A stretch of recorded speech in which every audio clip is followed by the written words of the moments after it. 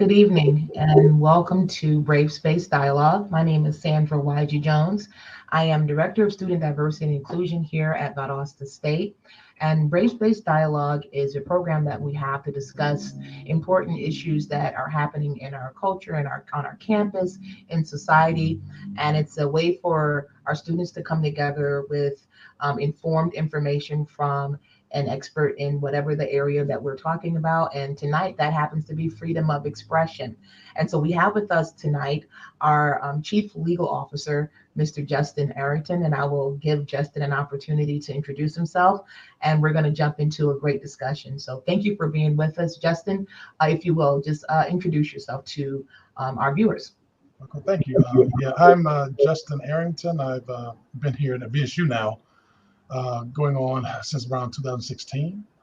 I've also I've been an adjunct here teaching ethics and labor law, as well as kind of diversifying my portfolio here, doing everything from trademark to open records to, of course, First Amendment policy and development, and also a wide range of student concerns and situations. So it's been a pleasure to be here being a legal counsel. Awesome. And we're ecstatic to have you and your expertise tonight. So thank you for joining us and giving us your time to talk about an important issue that we've been dealing with, and that is freedom of expression. We know that as a public institution, we deal with the opportunity, not really deal with, but have the opportunity for people to express themselves and come to our campus, whether they're part of our campus community or not. So I want to start off with something simple, Justin. Can you tell us what are the protections of the First Amendment? Well, it's really simple here. The first a few protections, of course, we got speech, of course, religion, assembly. Those that want to get together peacefully assemble. Press, very important, and little one that's probably not known as much is a petition of the government to right wrongs or correct something. So it's I think that one actually might be one of the bedrocks actually of our rights. There is definitely the petition of government. Okay. So with that being said, out of that First Amendment, you talked about speech. Does the First Amendment protect all forms of speech? And can anybody say anything they want, wherever they want, to whomever they want? Well, I'm gonna give you the lawyer answer here. That depends. Okay. It depends where you are. It depends on a lot of situations. I think definitely for the most part, those who are in private business, there's certain conduct and that you must subscribe to there in a private business. If you say something to your boss that they don't like, you might get fired. Right. That's just kind of the reality of the situation. Mm-hmm. But we have a lot more freedom in our day-to-day lives, especially if you're doing things on a government-operated facility, campus, a park. We have a lot more freedom of expression there than mostly anywhere else, to explore our ideas, ideals, and things that we really want to kind of have conversations about. Okay. And even there's still some things that are unprotected. I think the biggest thing that goes unprotected is, of course, perjury, blackmail, defamation, obscenity, child pornography, true threats, threatening people's livelihoods, fighting words, incitement to imminent lawlessness, and also soliciting to commit crimes. So there's a range of things there that I think the typical person, by just looking at it, you don't really think that it could go to that extent, but it can. And so there are some things that are not protected. Some things that, however, are protected include things that I know me and you and the campus have had conversations about hate speech or offensive speech, as it's probably readily known by. And that speech is also protected as well.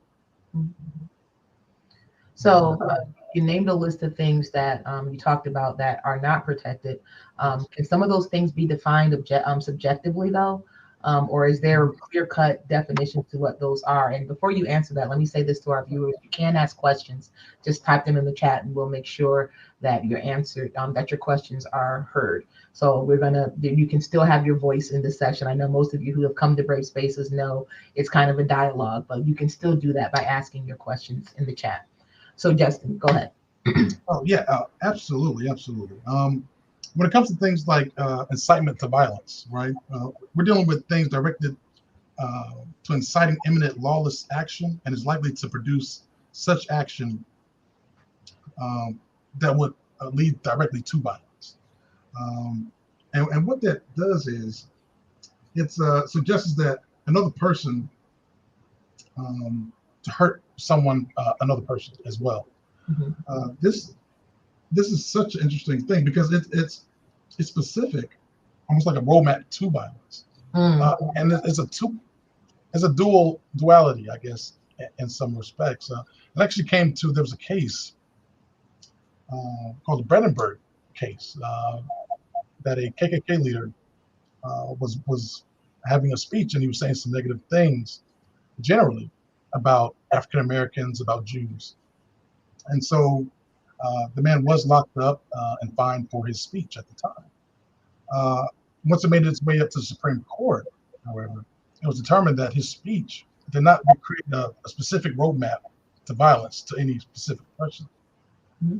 And I know when you think about that process and you think about the KKK and that verbiage and what can be used, you're thinking, okay, how could this speech protect this person and what they're thinking, what they're saying, what they're saying out their mouths? Mm-hmm. But there's nuance to it. The Supreme Court also knew that something else possibly could come along that would be very similar. So on that opposite side, just a little while later, there was another case involved the NAACP, where a leader there, a leader by the name of Charles Evers, had created a protest. He was going to protest any employer or any person that wouldn't allow minorities into their business. And he was very radical at the time about saying, okay, I will literally, if you guys go into any of these establishments, I'll break your neck. And this went all the way up to the Supreme Court. How can we protect this? And they used the same case that they had used previously with the Brendenberg case of saying there's no roadmap to violence here. Right. So when you're saying that, I mean, because at the end of the day, no one can control my actions. Yes. Based on what words are said to me. So I still have control of my actions behind words, is what you're basically. Yes. There's not a roadmap here that I may be incited, but I still have that decision to make what I'm going to do once my emotions get the best of me, if that's what you will. Yeah, absolutely. I control my actions, right? Yeah, correct. Even when it comes to fighting words, in a sense, fighting words have a lot to do with someone uttering a word that a common person, like a person or an individual, with common knowledge that will utter them into an actual altercation. Just uttering that word, and so. Yeah, there has to be kind of a level of self-control, but there are things there. Absolutely. And of course, when you come to threats, also did some time as a criminal defense attorney. There were times where I had to defend clients who were making terroristic threats and who had threatened with his neighbors or police officers or whoever it may be, but that was with their speech. Okay. And so your speech still has weight. And you're not just dealing with, a lot of times, sometimes we're thinking that we're dealing with federal law, but a lot of times we're also dealing with state law as well. Okay. So there's also provisions there to protect speech under the federal as well as the Georgia state law as well. Okay. So let's kind of bring this home now, because we've had, as a public institution, we do have a public forum space, right? Yes. Why does the university allow public forum access to people that are not associated with our campus? I think the most simple answer is that it's a state institution. that's paid by tax dollars as well. And you have to think of it almost as a park, right?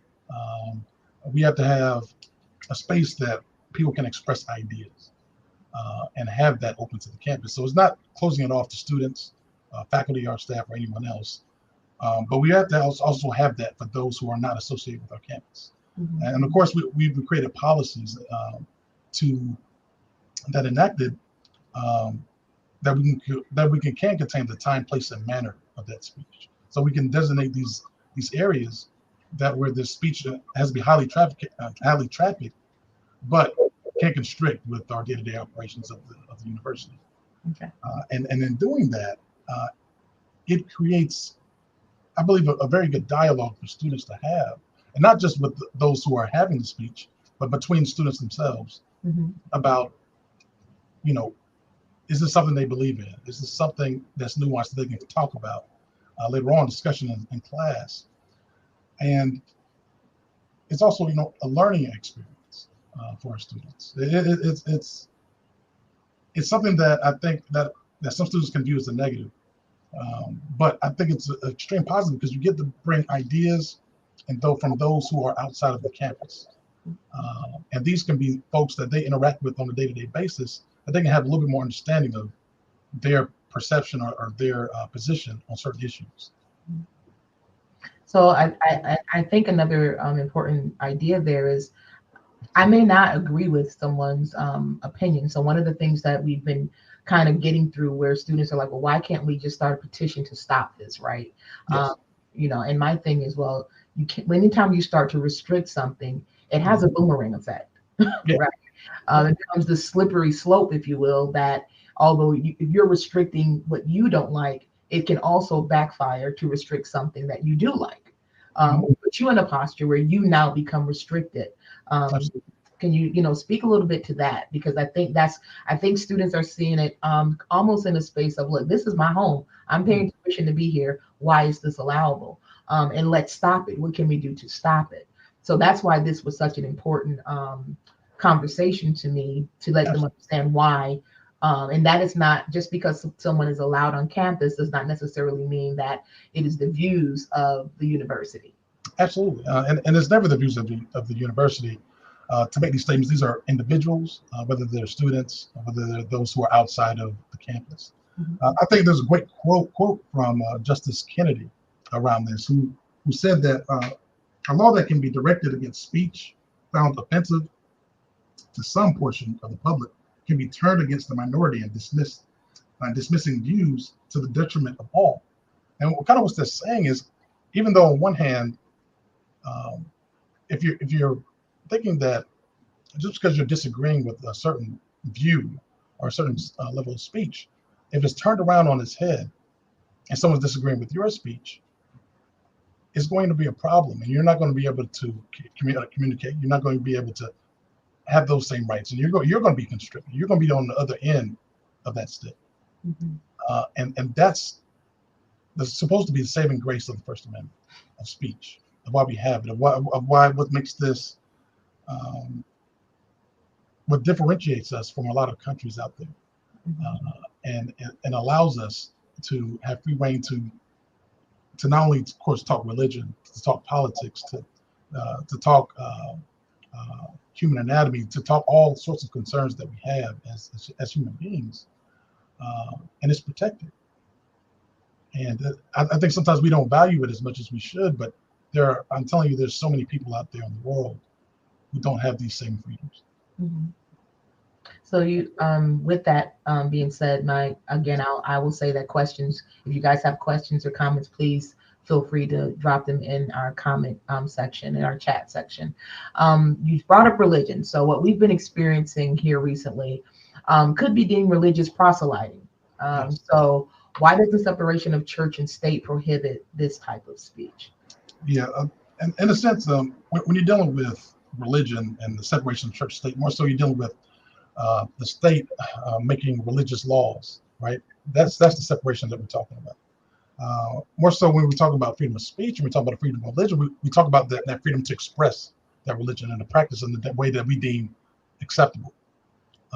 And if someone wants to talk about their religion, they're more than we create that space so you can talk about religion, and you can talk about those things that affect you and affect also your religion as well. And as far as proselyting, there's no one that can make you or say anything that's going to force you into anything that you don't want to be involved in. And that's not what speech is about. It's about having a dialogue. Speech is about having a discussion, and it's okay to not believe everything that comes out that person's mouth. You know, when we have these discussions, when we're talking about things, there's so many avenues that open up, and we can exchange so many different ideas and really kind of work together. But now there are some that are going to use speech, and you're not going to agree with it, and they're not going to have the tone that you might like, especially when it comes to religion. And so it's up to the students, it's up to those who are around that situation to whether to listen, take it in, or not. But we have to understand that freedom is a necessary thing that we have to hold on to as a value. So I was asked earlier today, having a discussion, because we did some tabling today with some information about freedom of expression. And again, I think it's very important that our students are informed. And so in that space, someone said, well, what's the difference between harassment and the way that this speech is being packaged and freedom of expression? So I get they have a right to speak and speak what their opinion is, but some of the packaging seems to be more harassment. And I thought that was a great question. So I posed that to you. What's the difference in this space between that freedom and what someone may be perceived as being harassed? Absolutely. And I think anytime that a certain segment of people or gender or race feel like they're being targeted, it can feel like harassment in a lot of different ways. And I think, and that's one of the ways that I think we talked a little bit earlier about some of the speech that wouldn't be acceptable in a private workplace. And that's honestly the difference. It wouldn't be acceptable in the private workplace, but when you're free to, when you're operating under the First Amendment and you're in an open space to have that dialogue, those things are acceptable. I think one of the reasons is that that you're not pigeonholed to be there. You don't necessarily have to be there in that sense. You're free to leave. Now, if there's a situation to where you couldn't leave and you're here for, then I think that case will kind of change. That will kind of be more on the harassment side of it. But in this sense, that this is an open area that this person is able to talk about the things they want to talk about. You're free to listen, have a dialogue, or go along about your day. So there is a question in the chat. It says, how can we as students assist in crisis planning when someone uses the expression space in a way that is disruptive to our environment? That is a great question. I think our students, and that goes to show you how compassionate and empathetic our students are. I think the best way is to check on your fellow students. Have that dialogue with them. Have an understanding, because I know sometimes it can feel like, a certain group of people or certain individuals might have a problem with you, but it's not the case for all people. And so having that dialogue with other people who come from different backgrounds, who come from different areas of the world, can really have an opening of opinions and thoughts that aren't previously discussed and talked about. I think one of the biggest things that you get from campus like this is you get to have dialogue and communicate with people who don't necessarily have the same background you do. And when that happens, you get to understand a lot more what other people are feeling and understand a little bit more about someone's day-to-day. Because you can never truly walk in someone's boots, but you can definitely be empathetic and understand what someone's going through. When you see a person hurt, when you see a person targeted, or when you see a person who feels they're suffering under some type of um, uh, thing that's causing them frustration. I think that's the main thing that you kind of get from that.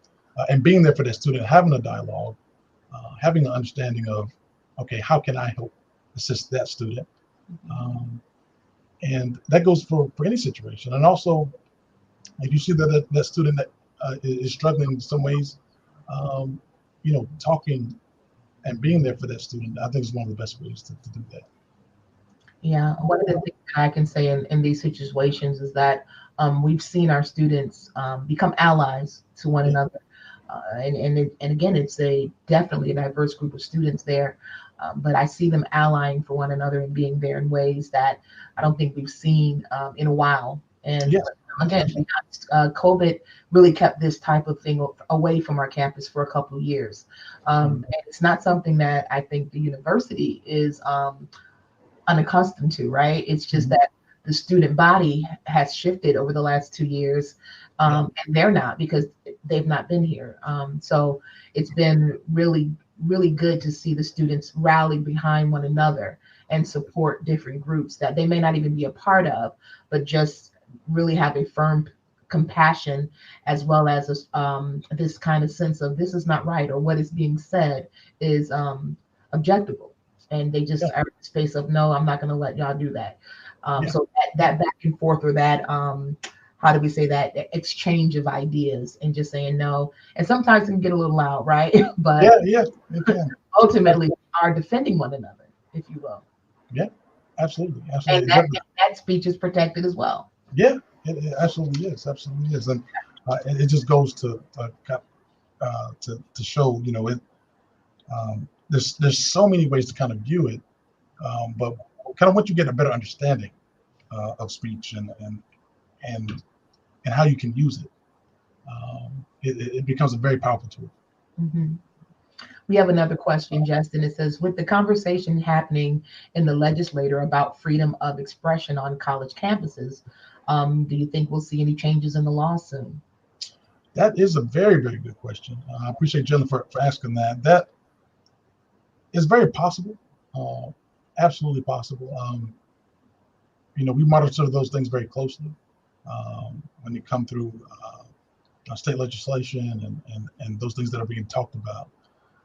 It's just too early to necessarily tell right now. And I wish I kind of had one of those crystal balls and kind of tell you this is exactly what's going to happen. Um, but and more so, we kind of have to be more reactionary and just kind of deal with the policies that we have in place at the moment. Mm-hmm. Um, and a lot of those things, they for students, um, their rights and expressing those things, it starts at the ballot box for them. It starts at understanding, who your representatives are, and letting your voice be heard to them, to politicians, uh, to your mayor, to whoever it is at home wherever you vote, that precinct, letting them know with your ballot that's how you speak politically. Yeah. Another good question here. Does the university encourage student organizations and leaders to use free speech to counter ideas that disturb the student body? Well, I think the university encourages students to use free speech, period. It's not necessarily just to counter anyone's other speech. We want those um, students to understand, of course, the weight and the power that they have. But also, like you said, if you are in disagreement, that's totally fine, and you can use that as counter speech, and you can do other things and have other conversations that you kind of want to have. You don't necessarily have, let someone kind of just run off with the conversation. You want to have more of a dialogue. You can have that with your fellow students, with other situations, um, and it really creates a great dynamic on campus. Just having the back and forth of ideas, because it doesn't necessarily have to be a negative encounter when you're talking about these things, or when you're having a disagreement. I've had some really good friends in my life in the past that politically or other ways have not agreed with them, but we've always kept it cordial and civil. And I think some ways that respect is always a good thing. So speaking of that, I think that we do encourage our students, right, to have this exchange of Yes. ideas and be able to counter if they need to. I mean, but you said something there. You said it, you're able with your friends or former friends to keep it civil. Yeah. And sometimes that's difficult when the dialogue coming towards you is not deemed Yeah. civil. So, what are some suggestions that do you have for students to effectively respond to objectionable speech? I think some of the things that have been done in the past were good ideas. Town halls, having discussions with students, student government, forums, online, like we're doing right now, to answer questions of administration, of faculty, of staff around the campus. Um, Taking advantage of social media in some ways to to understand kind of where your the student body is and their thought process of things. And I know sometimes social media has changed so much.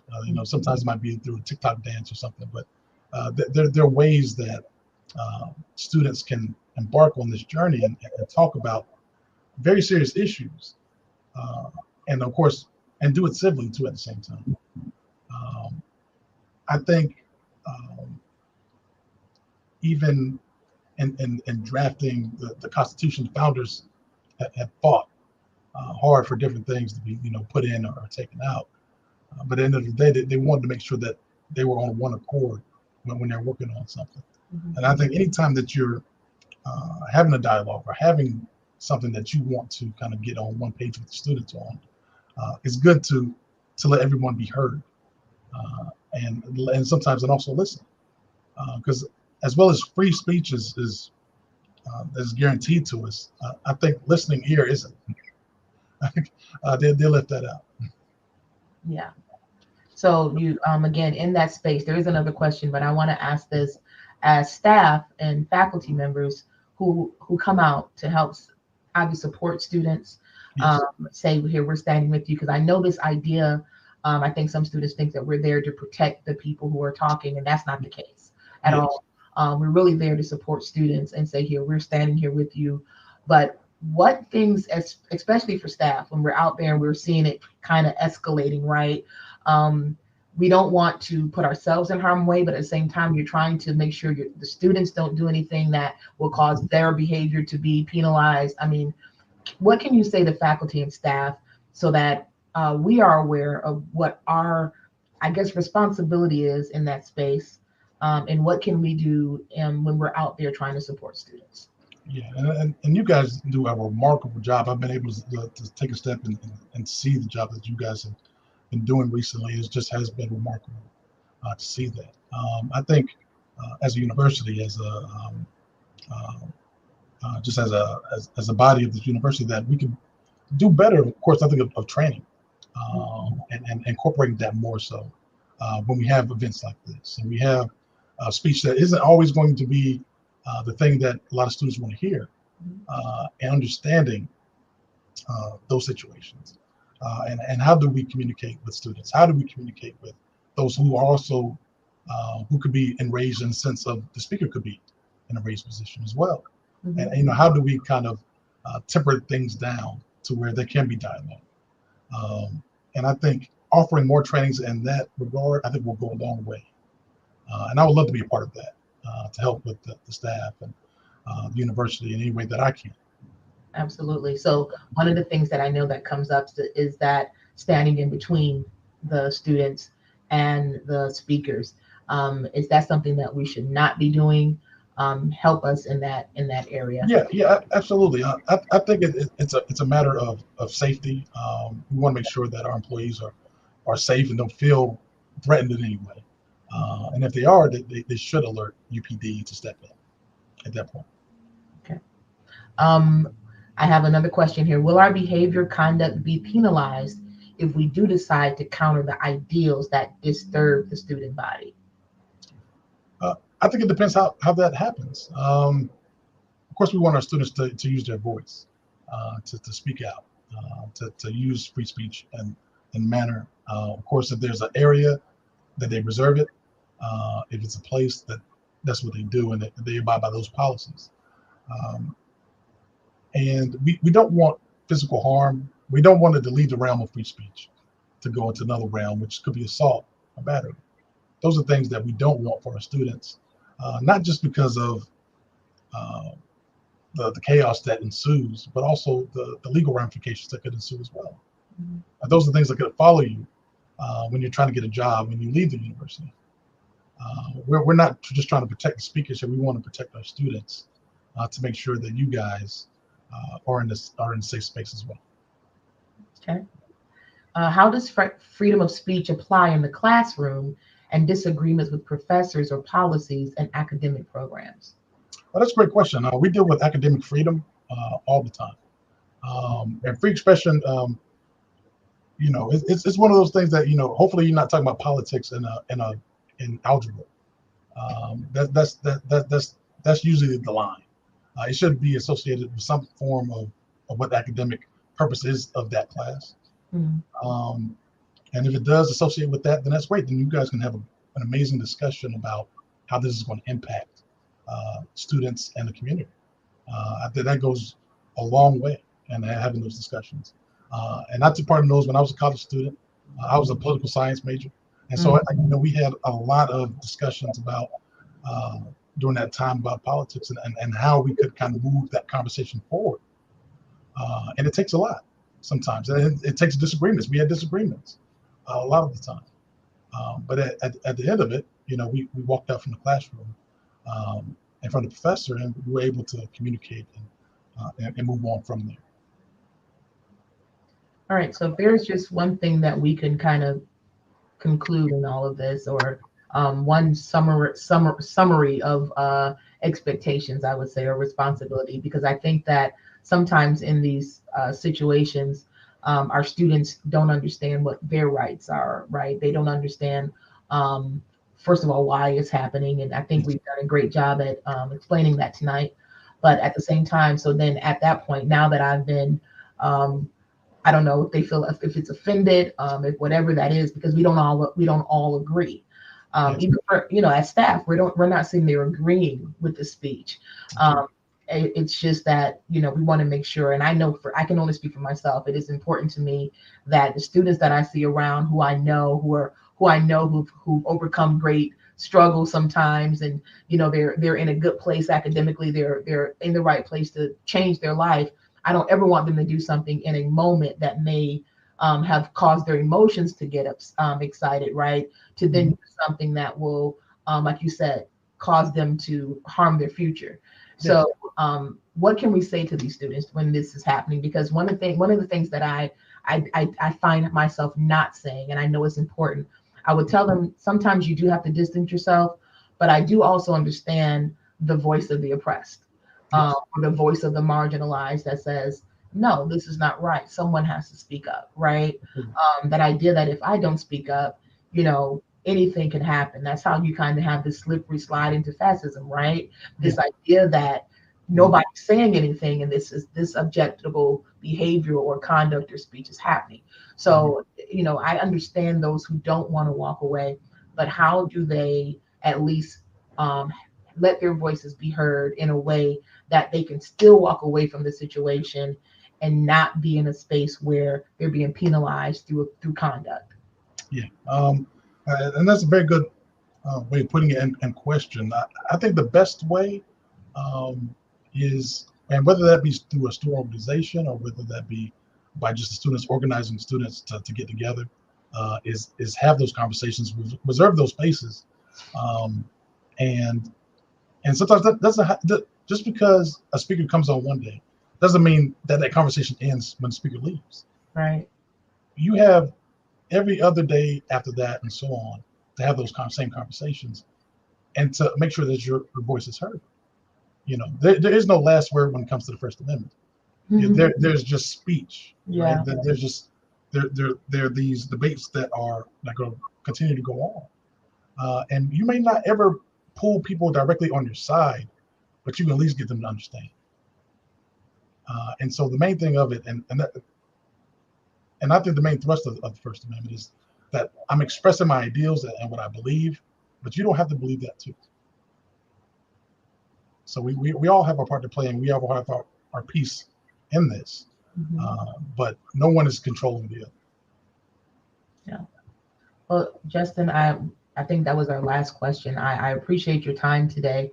It's just important that I think that this information gets out to our students, to our to parents, because again, when these situations occur, you can imagine parents get phone calls, and then they call us trying to figure out what's going on. And a lot of times they understand once we've told them about really what's happening. But I think it's really important that our students understand, first of all, why we can have people on our campus, right, in a specific place. We do have a public forum space, for those who are listening. That is the Langdale stage there in Palms Quad. That means that if anyone comes, they have to reserve that space in order to, in a specific time frame. There's actually a sign that's actually going up soon that we have, and we're just waiting for it to be installed. But it has the public forum policy right on the sign. Yeah, that language. The time frame, right, the right language and the time frame that people can be on campus. And so sometimes, you just have to distance yourself. If you know that this is happening and you hear something, you can take a different route. You can't stand there and try to have a conversation. That's not always, I think, that's not always the objective of those who are on campus. Yeah. But I'm not talking about the students, but those who come. I think sometimes they just want to be heard. They don't want the dialogue. But either way, even if I've seen students try to have a dialogue and actually try to reason, and you can tell that that's not always the group's objective. Exactly. But to just be in a space where you understand that, I think overall you have to be mindful and take care of your peace. And if these people are disrupting your peace, you leave them where they are, and then you have, like you said, conversations afterward. Through the Office of Student Diversity and Inclusion, we often have town halls after it, right? Kind of this debriefing of, what do you feel? Let's talk about it and let's deal with it so we can have some understanding, at least on our campus community. So that's always a space that's available for us to talk, or to even come to the Shannon Center where our office is housed, and be able to have some conversation. And trust me, I've had plenty with the last two events that we've had on campus, but we will always be available in that space when these things occur. Absolutely. And I think that is a great idea and a great practice and policy and practice to have.